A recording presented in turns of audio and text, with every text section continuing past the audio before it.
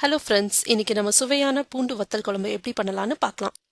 இதுக்கு தேவையான பொருட்கள்: புளி அரை மணி நேரம் தண்ணியில் ஊற வச்சு கரைச்சி எடுத்து வச்சிருக்கேன். சுண்டக்காய் வத்தல், மஞ்சத்தூள், மிளகாய், தனியா,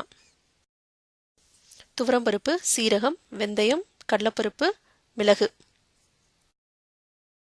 பூண்டு, வெங்காயம். சின்ன வெங்காயம் இருந்துச்சுன்னா அதை யூஸ் பண்ணிக்கோங்க.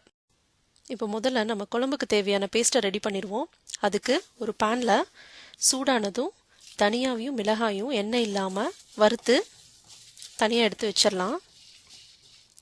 அப்புறம் நம்ம எடுத்து வச்சுருந்த சீரகம், மிளகு, கடலைப்பருப்பு, துவரம்பருப்பு, வெந்தயம் இது எல்லாத்தையும் சேர்த்து எண்ணெய் இல்லாமல் வறுத்துக்க போகிறோம். லேசாக பொன்னிறமாக வறுத்த போதும் ரொம்ப கருக விட்டுற வேண்டாம். இப்போ இதை ஆற வச்சிடலாம். முன்னாடி வறுத்த மிளகாய், தனியா கூட சேர்த்து இதையும் ஆற வச்சிடலாம். அது ஆறுறதுக்குள்ளே நம்ம இந்த சுண்டக்காய் வத்தலை கழுவி வச்சிடலாம். இதில் நிறைய உப்பு இருக்கும். அதுக்காக தான் நம்ம ஒரு தடவை தண்ணி ஊற்றி அலசி கழுவி வச்சுருங்க.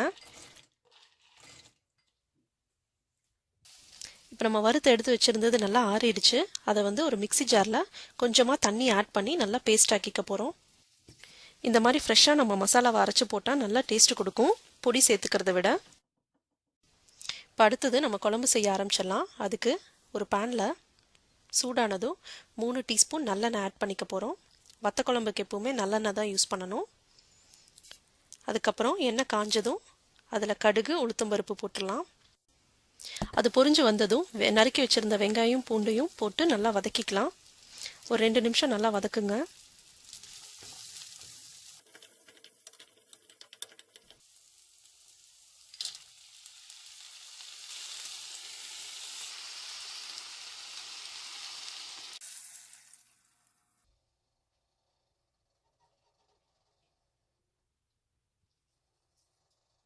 நம்ம பேஸ்ட் அரைச்சி வச்சுருந்த மிக்சியில் கொஞ்சம் தண்ணி ஊற்றி கலக்கி அதையும் எடுத்து இதில் சேர்த்துக்க போகிறோம்.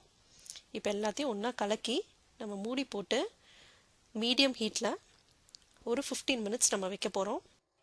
இப்போ 15 நிமிஷம் ஆயிடுச்சு. இப்போ பார்த்தீங்கன்னா எண்ணெய்லாம் மேலே பிரிஞ்சு வந்திருக்கு பாருங்கள். இப்போ குழம்பு ரெடி ஆயிடுச்சுங்க.